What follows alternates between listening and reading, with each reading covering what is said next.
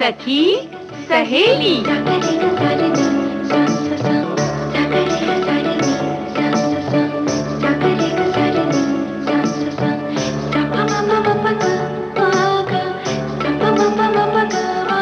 सखी सहेली।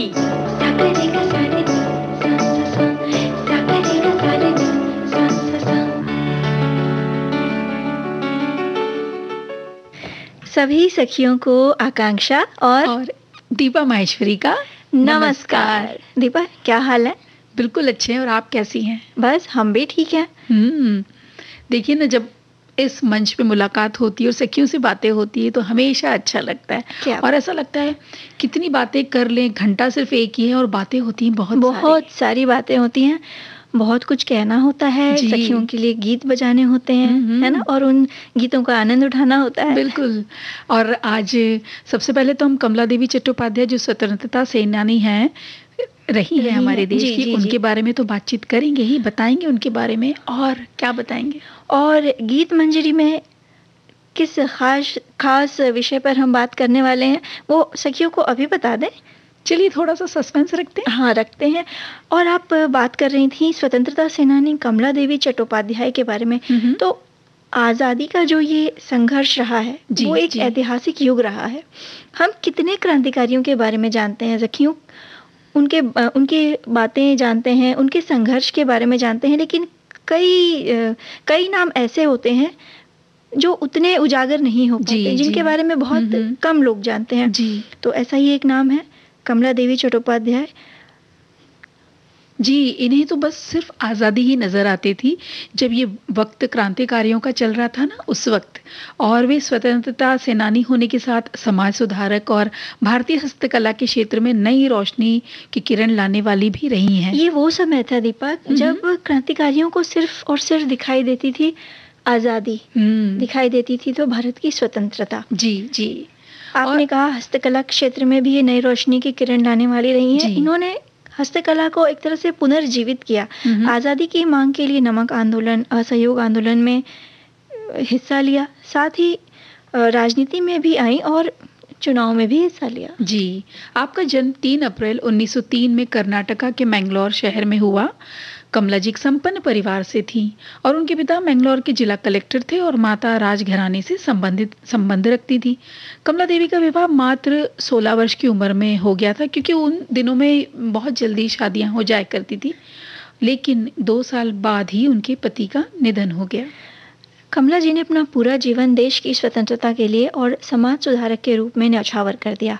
उन्होंने बाल विवाह जैसी कुप्रथा का भी विरोध किया। ऐसी विचारधाराएं उस दौर की महिलाओं में बहुत कम ही देखने को मिलती थी।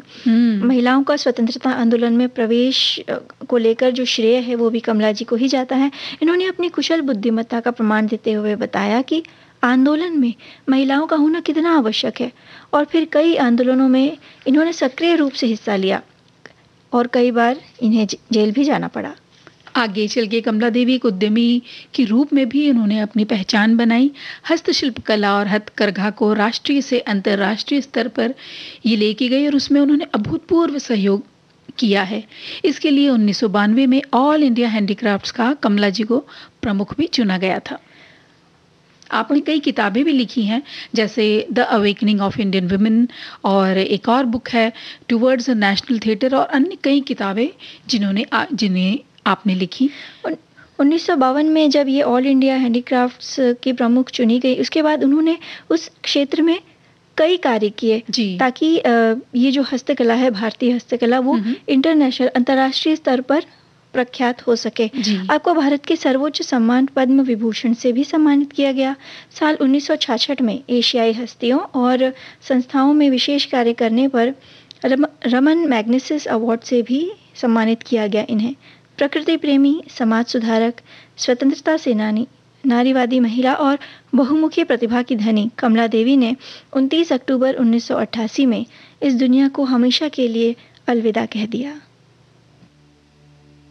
देश से है प्यार तो हर पल ये कहना चाहिए, मैं रहूं या ना रहूं, भारत ये रहना चाहिए, भारत ये रहना चाहिए, भारत ये रहना चाहिए। देश से है प्यार तो हर पल ये कहना चाहिए, मैं रहूं या ना रहूं भारत ये रहना चाहिए। सिलसिला ये बाद मेरे यूं ही चलना चाहिए, मैं रहूं या ना रहूं भारत ये रहना चाहिए, भारत ये रहना चाहिए। सिलसिला ये बाद मेरे यूं ही चलना चाहिए, मैं रहूं या ना रहूं भारत ये रहना चाहिए। मेरी नस नस तार कर दो और बना दो एक सितार, राग भारत मुझ पे छेड़ो, झनझनाओ बार बार, झनझनाओ बार बार। मेरी नस नस तार कर दो और बना दो एक सितार, राग भारत मुझ पे छेड़ो, झनझनाओ बार बार। देश से ये प्रेम आंखों से झलकना चाहिए, देश से ये प्रेम आंखों से झलकना चाहिए, मैं रहूं या ना रहूं भारत ये रहना चाहिए।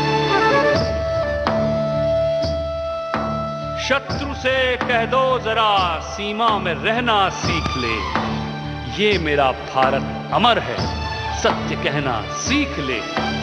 शत्रु से कह दो जरा सीमा में रहना सीख ले,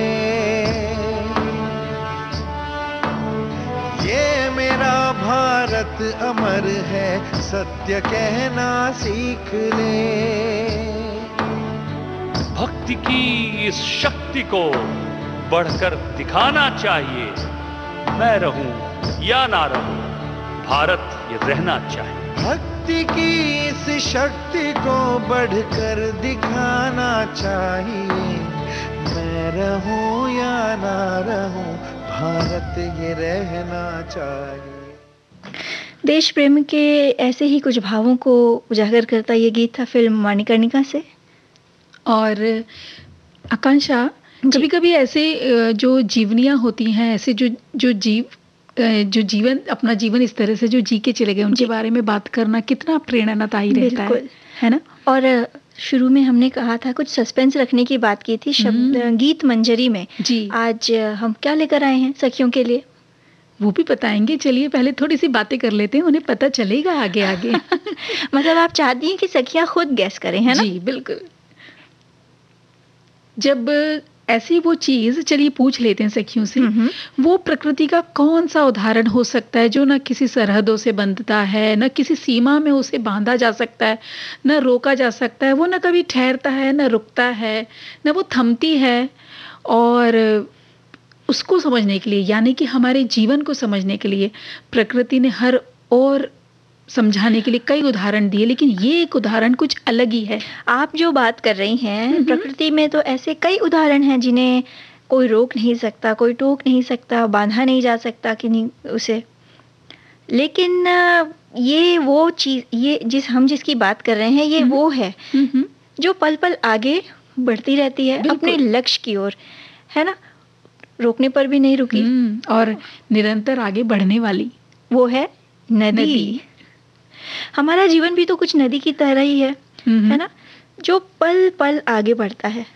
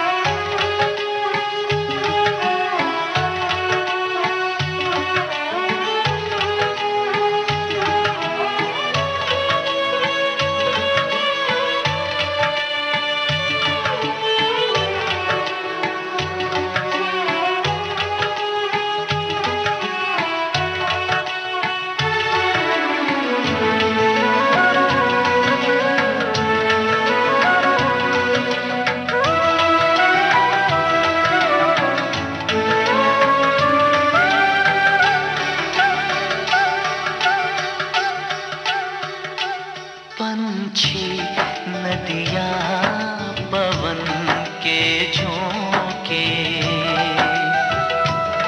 कोई सरहद ना इन्हें रोके। पंछी नदियाँ पवन के झोंके, कोई सरहद ना इन्हें रोके। सरहद इंसानों के लिए, सोचो तुमने और मैंने क्या पाया इंसान होके। पंछी नदियाँ पवन के झोंके, कोई सरहद ना इन्हें रोके। सरहद इंसानों के लिए, सोचो तुमने और मैंने क्या पाया इंसान होके।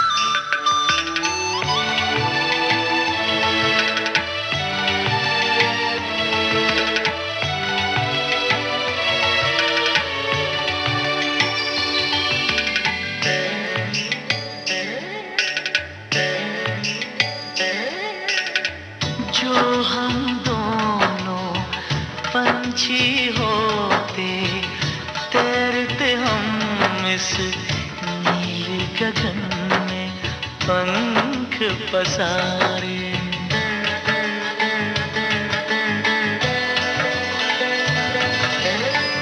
सारी धरती अपनी होती, अपने होते सारे नजारे।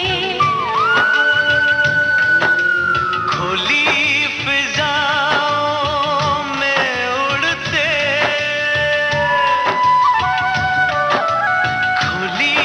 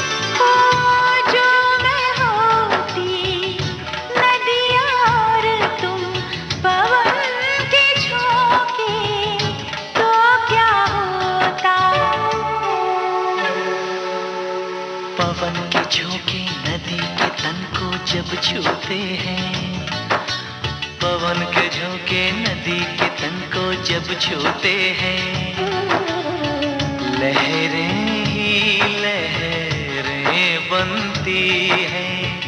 हम दोनों जो मिलते तो कुछ ऐसा होता।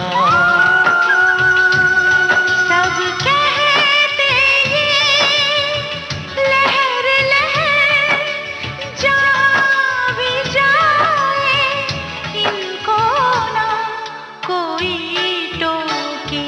पंछी नदियाँ पवन के झोंके, कोई सरहद ना इन्हें रोके। सरहदें इंसानों के लिए सोचो तुमने और मैंने क्या पाया इंसान होके। पंछी नदियाँ पवन के झोंके, कोई सरहद ना इन्हें रोके।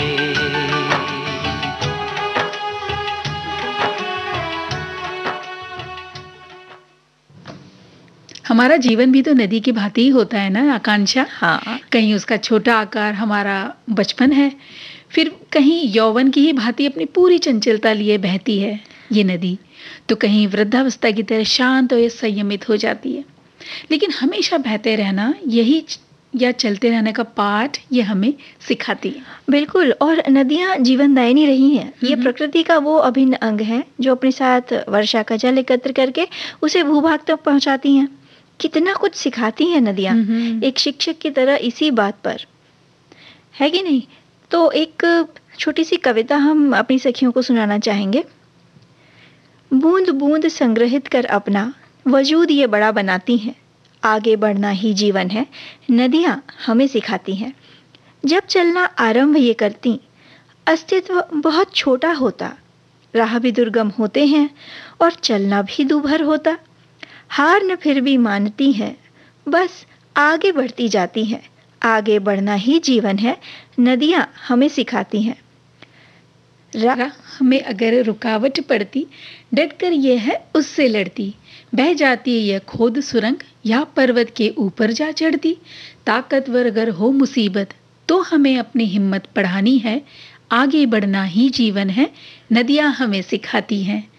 कैसे भी हो हालात धरा पर ये निर्मल सी बहती है, हर पल बस ये कल कल कर कर मधुर संगीत सुनाती है। मत संयम खोना जो कभी भी विपदा कोई आए तुम पर, आगे बढ़ना ही जीवन है, नदियाँ हमें सिखाती है। कितना भी लंबा होता हो सफ़र, मगर ये कभी न थकती हैं। ऐसा कोई मोड़ नहीं है, ये जहाँ जाकर रुकती हैं, अंत में जाकर सागर की गोद में ये समाती हैं। आगे बढ़ना ही जीवन है, नदियाँ हमें सिखाती हैं। जीवन है जब तक अपना, तब तक सफ़र खत्म न होता। मंजिल जिसको प्यारी होती, वो कभी न चैन से सोता। सागर से बनकर वाष्प ये नदियाँ फिर इसी धरा पर आती हैं। आगे बढ़ना ही जीवन है, नदियाँ हमें सिखाती हैं।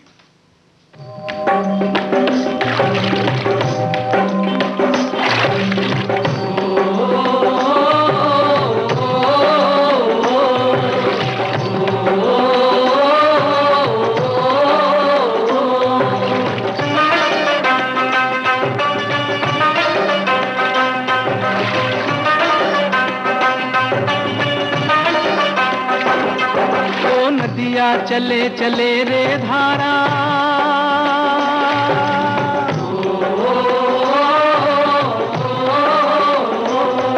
ओ नदिया चले चले रे धारा, चंदा चले चले रे तारा। तुझको चलना होगा, तुझको चलना होगा, तुझको चलना होगा, तुझको चलना होगा।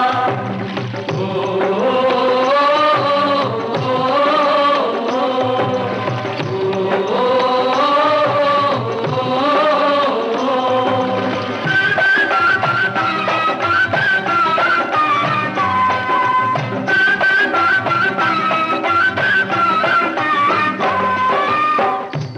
जीवन कहीं भी ठहरता नहीं है, जीवन कहीं भी ठहरता नहीं है, आंधी से तूफान से डरता नहीं है। तू न चलेगा तो चल देंगी राहें,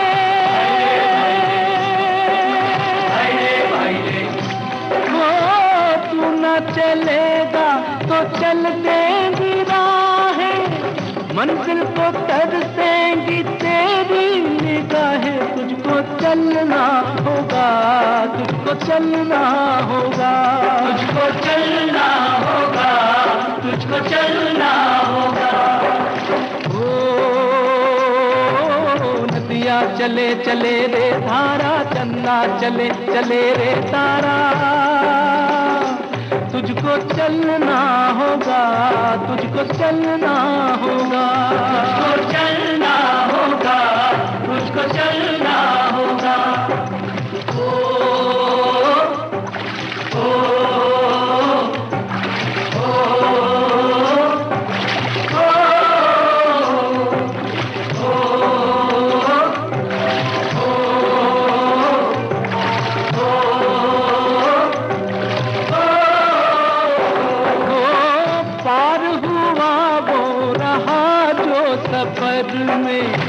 पार हुआ वो रहा जो सफर में, जो भी रुका फिर गया वो भंवर में। नाव तो क्या बह जाए किनारा, ओ नाव तो क्या बह जाए किनारा, बड़ी ही तेज समय की है धारा। तुझको चलना होगा, तुझको चलना होगा, तुझको चलना होगा, तुझको चलना होगा। ओ नदिया चले चले रे धारा, चंदा चले चले रे तारा, तुझको चलना होगा, तुझको चलना होगा, तुझको चलना होगा, तुझको चलना होगा।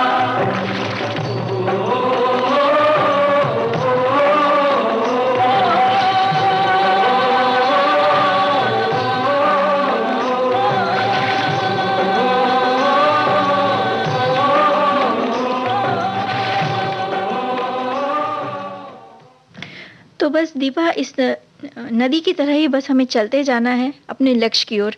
और जीवन के हर उम्र में, हर मोड़ पर अगर नदियों से हम कुछ सीखना चाहते हैं तो हमेशा कुछ ना कुछ सीख सकते हैं जी। ये हमें मुश्किलों का सामना करना सिखाती हैं, चट्टान से अपना रास्ता बनाते हुए ये सिखाती हैं कि अगर कोशिश की जाए तो मुश्किल से मुश्किल परिस्थितियों से भी रास्ता निकल आता है। और जिस तरह नदी लगातार बहती जाती है ना आकांक्षा, तभी तो साफ रहती है। और उसी तरह हमें भी अपने विचारों को चलते रहने देना चाहिए जी, बिल्कुल बहते रहने देना चाहिए। समय समय पर अपने आप का टटोलना चाहिए कि कहीं कुछ रुका हुआ तो नहीं है, क्योंकि नदी का जो पानी, जब भी पानी रुक जाता है तो उसमें काई जम जाती है, गंदला सा हो जाता जी। है। और उसी तरह जो कभी विचार हमारे रुक जाएं तो फिर मन दूषित होने लगता है। तो नदी की तरह ही विचारों को भी बहते रहने देना चाहिए। और वहीं किसी खास जगह अगर हम रुकते हैं तो एक विचारधारा सी बनती है, एक सोच बनती है जी। जिस तरह नदी आगे बढ़ती जाती है और अलग अलग रास्तों से गुजरती हुई कुछ देती जाती है, वैसे ही हम भी उम्र के अलग अलग पड़ाव में कुछ सीखते हैं और कुछ देते चलते हैं अपने परिवार को, अपने समाज को।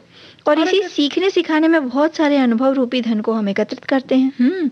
और अगर सोचें एक तरह से कि नदी में कौन तैर पाता है, या यूं कहें कि क्या क्या तैर पाता है, तो वही ना जो हल्के होते हैं, जैसे हल्के पत्ते हो गए, फूल हैं, फूलों की पत्तियां हैं, पेड़ों की डाल जब गिर के टूट के उसमें बहने लग जाती है, हल्की फुल्की जो टहनियां होती हैं। जी, कहने का मतलब ये है कि जब यहाँ हम बात कर रहे हैं नदी से हम अपने जीवन में क्या सीख ले सकते हैं, तो यहाँ इस बात से हम ये सीख ले सकते हैं कि हमें भी खुद को हल्का रखना चाहिए। और अगर हम तैरना चाहते हैं, इसी तरह विचारों की धाराओं में आगे बढ़ते रहना चाहिए, तो ऐसा ही हल्का फुल्का हमारा मन हो, क्योंकि बोझिल मन हमेशा बैठा रहता है, उसे कहीं सुकून नहीं मिल पाता और ना ही वो खुश रहता है। इसलिए जीवन में अगर आराम से तैरना चाहते हैं तो बस बोझ लेना छोड़ दे। ये जो विचारों की जो हम पोटली अपने सर पर रखते हुए चलते हैं ना दीपा, यही सबसे मुश्किल चीज़ होती है और कई परेशानियों की जड़ भी यही होती है। और बहुत अगर सोचने लग जाते हैं ना तो मन और शरीर दोनों भारी होने लगते हैं। हाँ, हम सही नहीं सोच पाते, अच्छा नहीं सोच पाते। पिछली बार ऐसा हुआ था, कई पुरानी बातें हम याद रखते हैं, उसको सोच के जो वर्तमान है हम उसे जीना छोड़ देते हैं भविष्य की चिंता में। जी। तो नदी जिस तरह जो भी उसके अंदर कचरा गंदगी है वो बहाते हुए ले जाती है, हमें अपने मन को भी इसी तरह हल्का रखना है। विचारों की जो गंदगी है, जो नकारात्मक विचार हैं उन्हें हटाइए, अपने मन को थोड़ा खाली कीजिए, थोड़ी जगह बनाइए नए विचारों के लिए। और सुनिए ये गीत।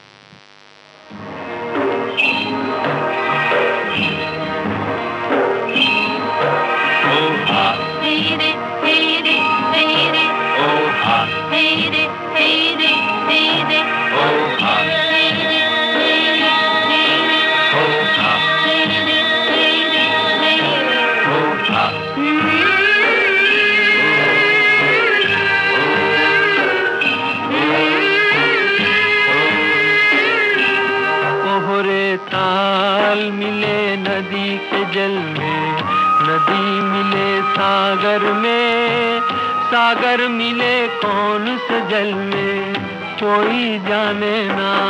ओहरे ताल मिले नदी के जल में।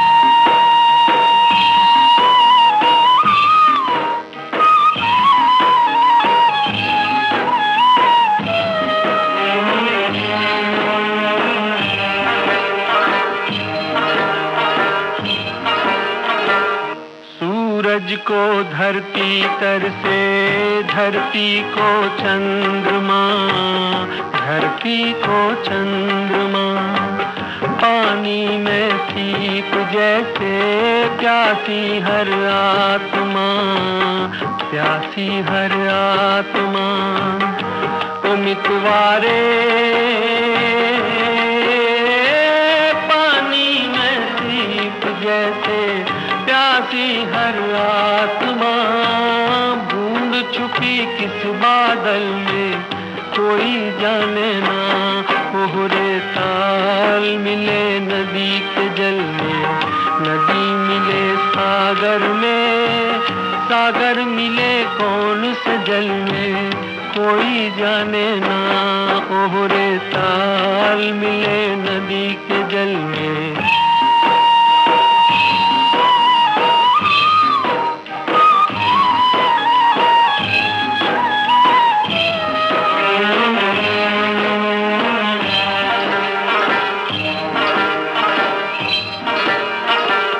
अनजाने होठों पर तू पहचाने गीत है, पहचाने गीत है। कल तक जो बेगाने थे जन्मों के मीत है, जन्मों के मीत है। ओ मितवारे कल तक जो बेगाने थे जन्मों के मीत है। क्या होगा कौन से पल में कोई जाने ना। ओहरे ताल मिले नदी के जल में, नदी मिले सागर में, सागर मिले कौन से जल में कोई जाने ना। ओहरे ताल मिले। विविध भारती पर इस समय आप सुन रहे हैं कार्यक्रम सखी सहेली, और आज सखी सहेली में गीत मंजरी के अंतर्गत हम बातें कर रहे हैं। बताइए दीपा। नदी के बारे में। नदियों से आकांक्षा जीवन जीना तो सीख ही रहे हैं हम, और इसी जीवन को जीने के लिए साफ स्वच्छ पानी भी तो होना चाहिए। जल ही जीवन है जी। और यही कारण है ना कि ज़्यादातर प्राचीन सभ्यताएं जैसे कि सिंधु घाटी सभ्यता है, हड़प्पा, मोहनजोदारो, ये सारी सभ्यताएं सिंधु नदी के समीप ही विकसित हुई। और मनुष्य ने जब समाज बनाने के बारे में विचार किया और सामाजिक जीवन जीने की शुरुआत की, तो इतिहास बताता है कि हर प्रगतिशील सभ्यता किसी न किसी नदी के किनारे ही विकसित हुई। जी। और हमारे देश में सभ्यता का आरंभ करने में नदियों का योगदान तो वैसे भी बहुत है। इसका महत्व इसी तथ्य से लगा सकते हैं हम कि वाराणसी आज जो विश्व के प्राचीनतम नगर और प्राचीनतम सभ्यता के रूप में हम इसे मानते हैं, और गंगा नदी पर बसा बनारस शहर विश्व में धार्मिक, शैक्षणिक और व्यापारिक और साथ में सांस्कृतिक नगर के रूप में बहुत ज़्यादा प्रसिद्ध है। और इसके अलावा कई शहर हैं, मथुरा, प्रयाग, अयोध्या, उज्जैन, नासिक ले लीजिए, पटना है, और ऐसे कई प्राचीन नगर हैं जो नदी के किनारे ही बसे और धीरे धीरे धीरे विकसित हुए जी, और जिनका ऐतिहासिक और धार्मिक महत्व भी है जी। और कई शहर हैं जैसे दिल्ली है, कानपुर है, ये सभी नदियों के तट के पर ही बसे हैं, वहीं पे प्रगति उन्होंने की और वहीं विकसित हुए।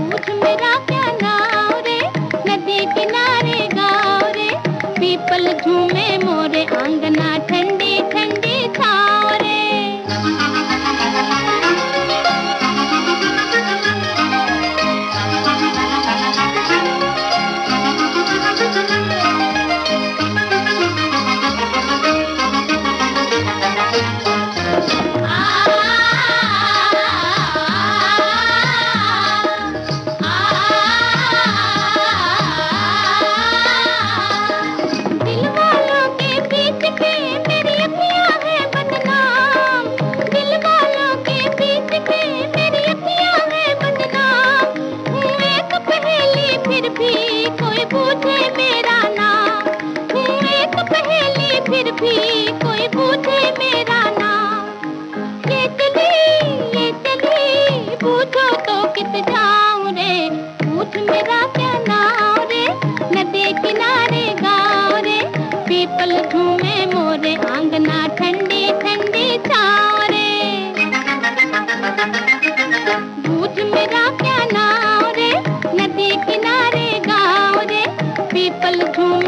रे, आंगना ठंडी ठंडी छाँव रे।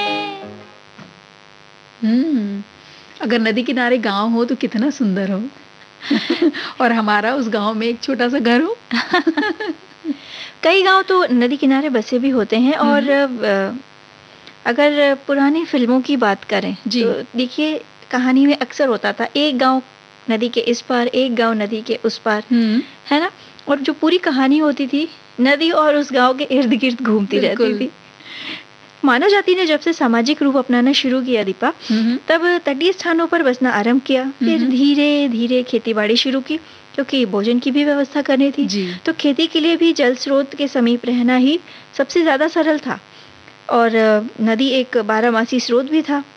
और हमारा देश चूंकि कृषि प्रधान देश है तो पानी का भी एक अलग महत्व है। कृषि के लिए, सिंचाई के लिए पानी भी नदी से ही मिलता है। नदी के आसपास फसल भी अच्छी होती है, क्योंकि नदी की जो उपजाऊ मिट्टी रहती है वो फसल को उगाने में, फसल को बेहतरीन बनाने में एक तरह से मदद करती है। जी।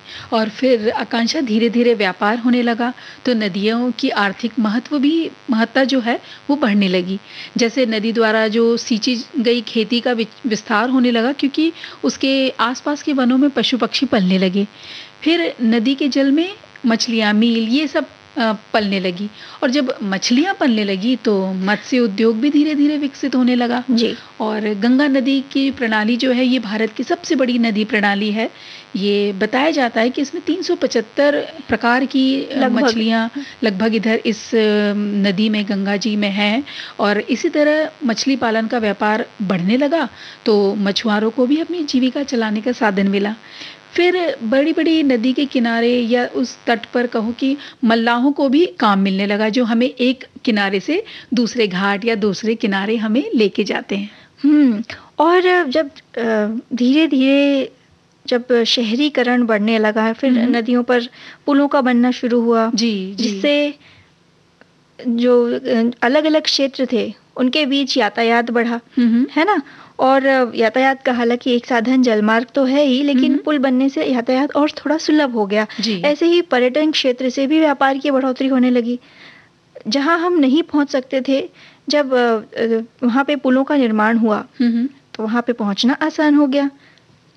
तो ऐसे में पर्यटन विभाग भी बन गया। जी। जिसमें कि लोग आने जाने लगे, घूमने फिरने लगे और नदी के किनारे जो कोई ऐतिहासिक जगह हो वो देखने जाने लगे। और नदियों का महत्व पर्यटन पर आधारित आय के कारण और ज्यादा है। इनके तटों पर ऐतिहासिक दृष्टि से महत्वपूर्ण कई पर्यटन स्थल हैं, जैसे कि आप अभी कह रही थी, जिन्हें देखने के लिए लोग आते हैं और अपना मनोरंजन भी करते हैं। साथ ही प्राकृतिक सौंदर्य को देखकर वे खुश होते हैं। अब तो नदियों में कई जगह साहसिक खेलों का भी आयोजन होता है। और ये जो प्रतिस्पर्धाएं हैं इनमें विदेश से भी लोग भाग लेते हैं।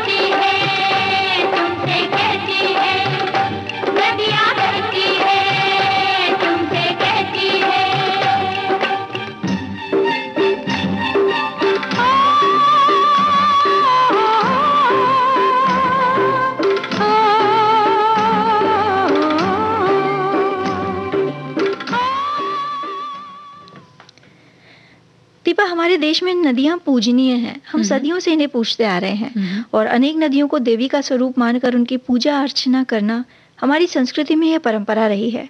गंगा, यमुना, सरस्वती ये वे नदियाँ हैं जिन्हें हम माँ कहकर ही पुकारते हैं। देश की दूसरी नदियों के प्रति भी ऐसी ही आस्था हमारे मन में है। और आकांक्षा, कई लोग तो कहते हैं कि नर्मदा नदी के दर्शन कर लो, मनुष्य सिर्फ इसी से पवित्र हो जाता है। हमारे देश में हर नदी के पीछे कोई कहानी है, उसके प्रति वैसी ही आस्था है। हमारे मन में भी यही आस्था, ये विश्वास मन में बसा हुआ है। और लोग तो ये भी कहते हैं कि नदियाँ तो हमारे सुख और समृद्धि का प्रतीक है। लेकिन जैसे जैसे समय आगे बढ़ता जा रहा है, हम प्रगतिशील होते जा रहे हैं, आधुनिकीकरण और उद्योग बढ़ते जा रहे हैं, तो नदी के तट पर बने कई उद्योगों का जो रासायनिक कचरा है वो इनमें फेंका जाने लगा। उनमें से कई रासायनिक तत्व नदी को प्रदूषित करने लगे। सिर्फ यही नहीं, हम हर तरह का कचरा इनमें फेंकते हैं। इनके तट पर कई ऐसे कार्यकलाप होते हैं जिससे नदियाँ प्रदूषित होती जा रही हैं। और जो नदियों पर आधारित हमारी जो कृषि है, इस पर भी इस प्रदूषण का असर होने लगा, क्योंकि नदियों के प्रदूषित होने के कारण भूमि भी फिर प्रभावित होने लगी और कृषि की उपज में इसकी गुणवत्ता पर जो इसका सीधा असर पड़ने लगा। जी, हम नदियों को पूजनीय मानते हैं, उन्हें माँ स्वरूप मानते हैं, तो कहीं ना कहीं ये हमारी नैतिक जिम्मेदारी है, सामाजिक जिम्मेदारी है कि इन नदियों को बचाने की जिम्मेदारी भी हमारी है। इनको प्रदूषण मुक्त रखने की जिम्मेदारी भी हमारी ही है। और सुख समृद्धि की मानक ये नदियाँ आज आकांक्षा खुद खतरे की चपेट में है। पानी की गुणवत्ता को देखने वाले प्रदूषण नियंत्रण बोर्ड के अनुसार देश की 198 नदियाँ स्वच्छ हैं और वो कुल मिलाकर ये हैं। और देश की 521 नदियों के पानी की गुणवत्ता को वो ये जो बोर्ड है वो देख रही है। जो नदियाँ स्वच्छ हैं उनमें से अधिकांश नदियाँ तो छोटी हैं।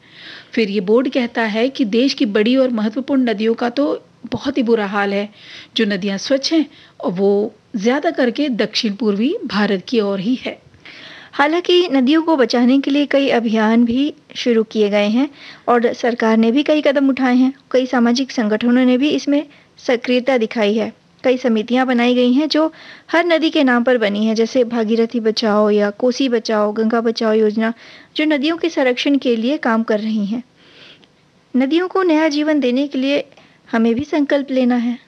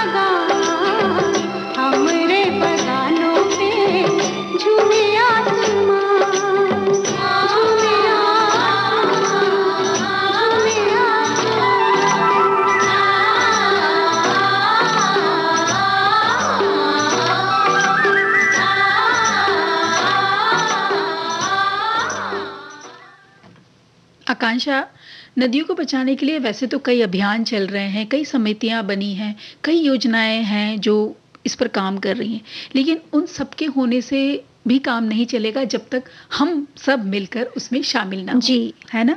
तो नदियों को नया जीवन देने के लिए हमें भी संकल्प लेना होगा कि अगर हम सब मिलकर थोड़ा-थोड़ा अपनी ओर से बदलाव लाएं, तो शायद नदी फिर से जीवनदायिनी बन सकती है। जी। नदियों, तालाब में जैसे कि हम जो कर सकते हैं अपनी तरफ से, कचरा फेंकना बंद करें, नदी के किनारे हो सके तो वृक्षारोपण करें, या अपने आसपास भी उस जगह पे वृक्षारोपण करें जहाँ जिसकी वजह से हरियाली हो और पानी बना रहे। और सबसे ज़्यादा ज़रूरत है, जो समय की मांग है, वो है हमारा जो भूजल स्तर है उसे बढ़ाना। जी। तो कोशिश करें कि जब भी बारिश के मौसम में एक ऐसी जगह चुने जहाँ से पानी सीधे ज़मीन में जाए और ज़मीन उसे सोखे। तो इसके लिए हमें ही प्रयास करना होगा। और ये जो जागरूकता की बात आपने कही, इसकी हम सबको ज़रूरत है, क्योंकि जितनी तेज़ी से नदियाँ सूख रही हैं ना, वो दिन दूर नहीं जब इनमें पानी ही नहीं बचेगा।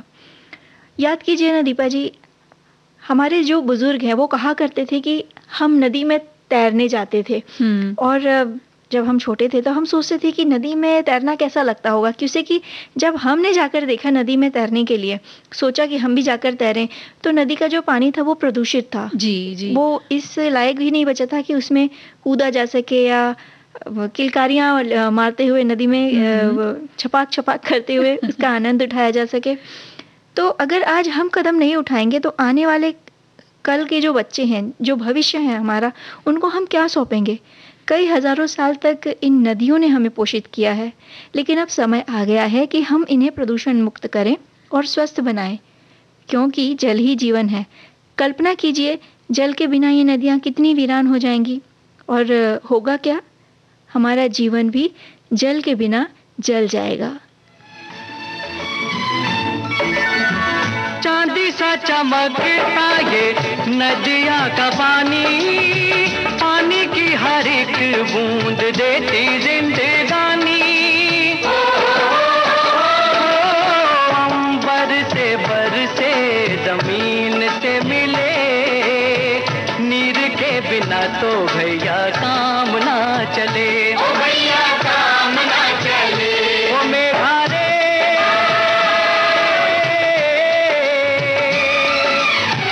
जल जो न होता तो ये जग जाता जल। गीत गाता चल ओ साथी गुनगुनाता चल। ओ साथी गीत गाता चल ओ साथी गुनगुनाता चल।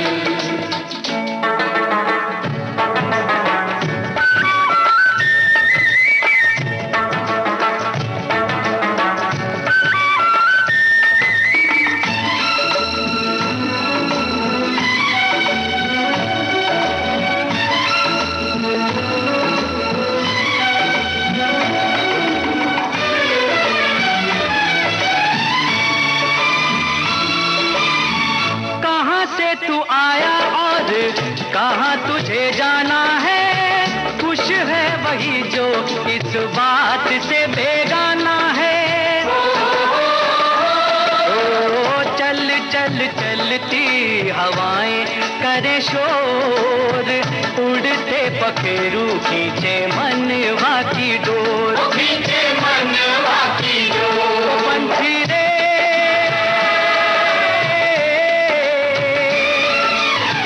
पंछियों के पंख लेके हो जा तू ओझल। गीत गाता चल ओ साथी गुनगुनाता चल। ओ साथी गीत गाता चल ओ साथी गुनगुनाता चल रे चल। गीत गाता चल ओ साथी गुनगुनाता चल। गीत गाता चल ओ साथी। तो दीपा, कुछ इसी तरह नदियाँ भी बहती हैं गीत गाते हुए, गुनगुनाते हुए, कल कल अविरल, और हमें क्या सिखाती हैं कि हमें निरंतर चलते रहना है। थोड़ा संवेदनशील रहना है नदियों के प्रति, और जो अपने हिस्से में या हमारे जितना जो हम में सामर्थ्य है, उतनी तो जिम्मेदारी हम नदियों के प्रति जरूर पूरी करें।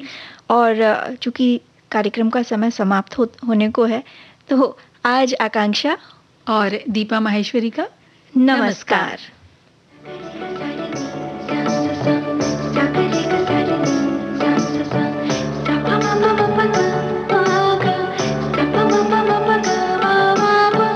सखी सहेली।